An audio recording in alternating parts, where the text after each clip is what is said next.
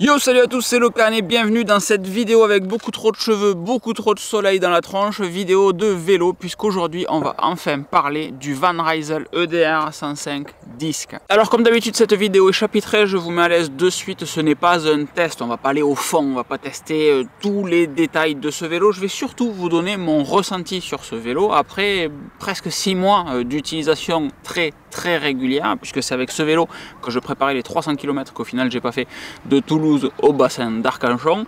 C'est un des nouveaux vélos de la gamme Van Rysel, donc est plus tribant, et c'est un des nouveaux vélos Van Rysel à disque. Jusqu'à maintenant Van Rysel ne proposait que des vélos à patins, c'est donc nouveau d'arriver avec un cadre qui propose en plus du disque. C'est un cadre avec une géométrie totalement nouvelle. Cet EDR en fait c'est pas un cadre qu'on a repris et fait un repurpose dessus pour s'en servir pour un autre modèle, à savoir celui-ci, le EDR 105 disque. Il existe également en Ultegra et une version Dura-Ace patin, celle-ci est sortie il n'y a pas longtemps. C'est évidemment un cadre monocoque en carbone qui se veut précis et nerveux, tout en étant confortable pour les longues sorties EDR, c'est Endurance Racer d'après Decathlon. Sur ce vélo, Decathlon insiste vraiment sur le fait que ça soit un vrai vélo de coursier. C'est effectivement un très bon vélo qui souffre quand même de quelques défauts. Comme je vous le disais, la version avec laquelle je roule est une version 105 disque qui vaut 2000 €. C'est un excellent rapport qualité-prix. Une version Ultegra existe également à 2600 € et la version Dura-Ace à patin, elle,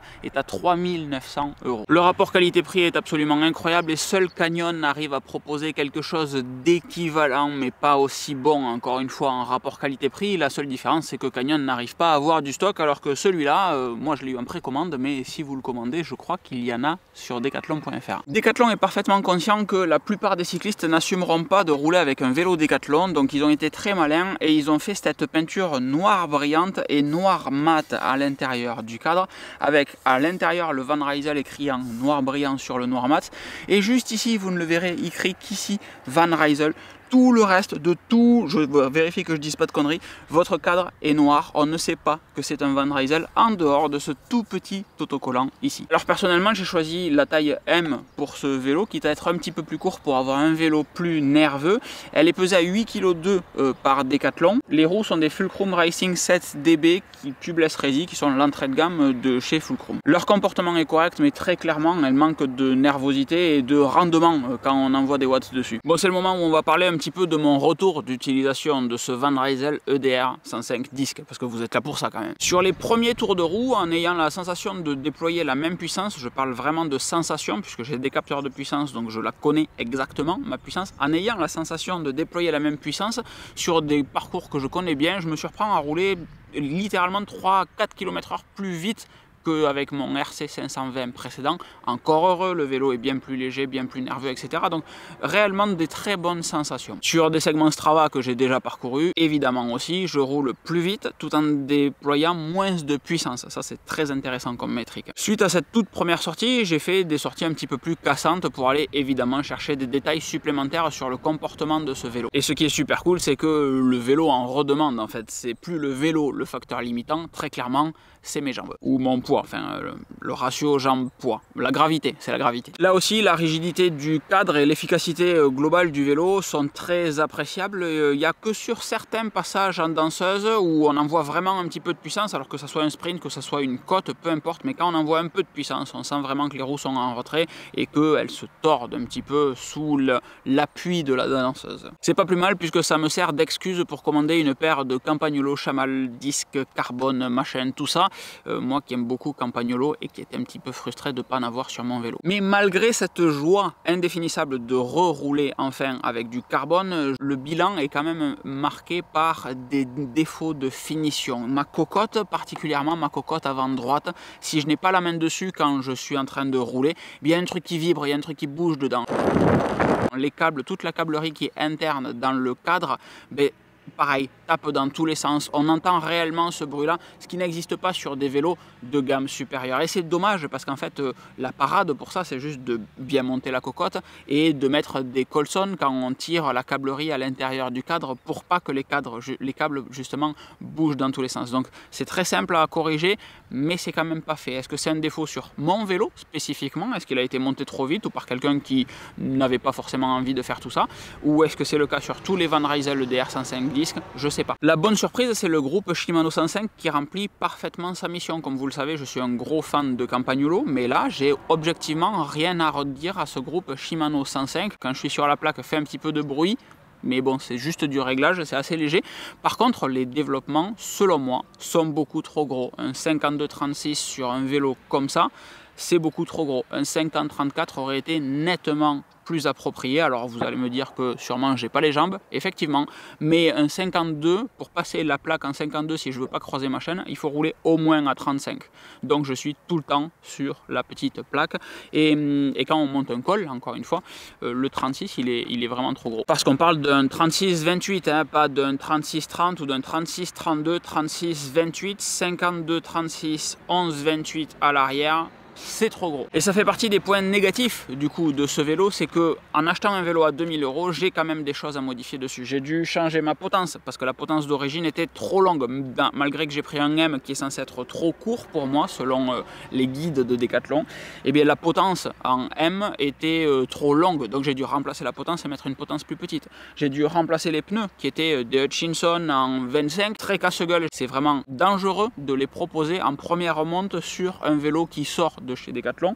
Donc ici j'ai des 28 Michelin, des Endurance Pro 4 et ça marche excessivement bien. Je ne me suis plus jamais mis en danger, et avec des 28 le confort est incroyable alors que le rendement décroît très peu. Donc je vous conseille à tous de passer sur des 28 si votre cadre l'accepte. Les freins à disque, on a du 160 mm à l'avant, 140 mm à l'arrière. Ça me va très bien, je suis un coureur lourd, 84 kg. Donc 160 mm à l'avant, c'est ce qu'il me faut pour bien freiner. Ça aurait été bien de mettre 160 mm à l'arrière, je comprends pas pourquoi on s'arrête à 140. Mais bon, oui, parce que du coup la difficulté c'est que quand tu commandes une nouvelle paire de roues, il faut du 160 devant, du 140 derrière. Donc tu achètes deux jeux de disques. On va attaquer maintenant les défauts, et au fur et à mesure de mes sorties que vous pouvez suivre sur Strava, vous avez le lien dans la description de cette vidéo, je n'ai fait que me faire de plus en plus peur avec ce nouveau vélo. Les pneus montés d'origine sur le Decathlon EDR 105 disques sont des Hutchinson Fusion 5 en 25, et c'est dangereux. Ma première frayeur a eu lieu sous la pluie dans un rond-point. Je connaissais pas le vélo, je connaissais pas les pneus, je connaissais pas la route, donc mon virage était excessivement précautionneux. J'ai failli me viander et me faire très mal. Ce vélo est annoncé pour supporter des pneus en 30, moi j'ai du 28 et ça passe déjà très près. Je doute vraiment que le 30 passe ici. Et c'est peut-être là la différence entre un vélo acheté chez Decathlon et un vélo acheté chez un spécialiste. Mon vélo Decathlon, je l'ai précommandé sur internet, je suis allé le chercher en boutique, on m'a dit: ah, vous êtes monsieur Sardari, vous nous avez appelé il n'y a pas longtemps, tenez votre vélo. On ne m'a pas demandé de contrôle d'identité, on ne m'a rien fait signer, je suis reparti avec un vélo, et juste avant j'avais fait une story Instagram en disant: je vais chercher mon vélo à Decathlon. N'importe qui de mes followers Instagram se serait pointé à Decathlon, on lui donnait le vélo de la même manière qu'on me l'a donné à moi. Très dangereux, mais ça c'est spécifique au magasin Decathlon. Et comme je disais, la différence entre un vélo acheté chez Decathlon qu'on vous tend, et allez-y, allez rouler, bonne journée, et un vélo acheté chez un spécialiste qui aurait peut-être adapté la taille de la potence parce que je lui aurais dit qu'elle était trop longue. Peut-être que pour le même prix, j'aurais eu la bonne potence. Peut-être que les plateaux auraient été adaptés également en fonction de la morphologie du coureur. Peut-être que ce souci de câblerie n'existerait pas. J'en sais rien, ce ne sont que des peut-être, mais on va hélas devoir se quitter sur ça. Parce que pour 2000 €, vous ne trouverez pas mieux que le vélo sur lequel je suis assis et dont je vous parle aujourd'hui. C'est un excellent rapport qualité-prix. Canyon n'a pas de stock. Vous pouvez aller chercher chez Canyon, il n'y a pas de stock. Vous aurez votre vélo en 2022, en août comme d'habitude, si jamais ils arrivent à vous proposer certains trucs. Ce vélo Decathlon, ce Van Rysel DR 105 disques, est un très bon vélo. Pour 2000 €, c'est un très bon vélo qui vous permettra de faire des sorties très sérieuses réellement. Pas besoin, selon moi, de mettre plus cher ou d'aller payer une marque, parce que pour avoir ce vélo Decathlon à 2000 €, le même dans une marque vaudrait 2500, 2600 € pour la même chose. Donc je ne suis pas certain qu'il faille partir sur un Colnago, un Trek, ce que vous voulez, avec les mêmes performances, les mêmes caractéristiques que celui-là. Achetez ce vélo, changez les pneus, faites les petites modifications qu'il faut, prenez une paire de roues d'entraînement, une paire de roues supplémentaires pour la différence des 600 € peut-être, ça sera un choix nettement plus intelligent, ou un compte Strava pendant X années avec un compteur qui va bien, etc. En parlant de compteur, je suis en train de vous tester le Hammerhead Karoo 2, ça sort la semaine prochaine, dimanche prochain. Et si vous l'avez loupé, la semaine dernière, je vous expliquais comment nettoyer votre vélo, ça peut être votre activité de ce dimanche après-midi, si le Van Rysel DR 105 disques n'est pas un achat compulsif que vous ferez ce matin. Merci à tous vous d'avoir regardé cette vidéo qui est la toute première vidéo de vélo que je fais sur cette chaîne. À vous de me dire dans les commentaires si c'est pertinent d'en faire d'autres un petit peu différemment. Celle-là, elle était longue à produire, elle a été longue, c'est la 4e fois que je la tourne et l'endroit où je tourne est encore pas ouf pour une fois. C'est pas un exercice avec lequel je suis familier, mais si vous voulez que je progresse dans l'exercice et si c'est quelque chose qui vous intéresse, n'hésitez pas à le mettre dans les commentaires de cette vidéo. Dans tous les cas, Locan Classic semble s'orienter vers une chaîne de sport et de vélo. Je vous dis à très vite, merci beaucoup, les petits pouces, les commentaires, les partages, ça compte beaucoup, beaucoup, beaucoup. À très vite, ciao, ciao.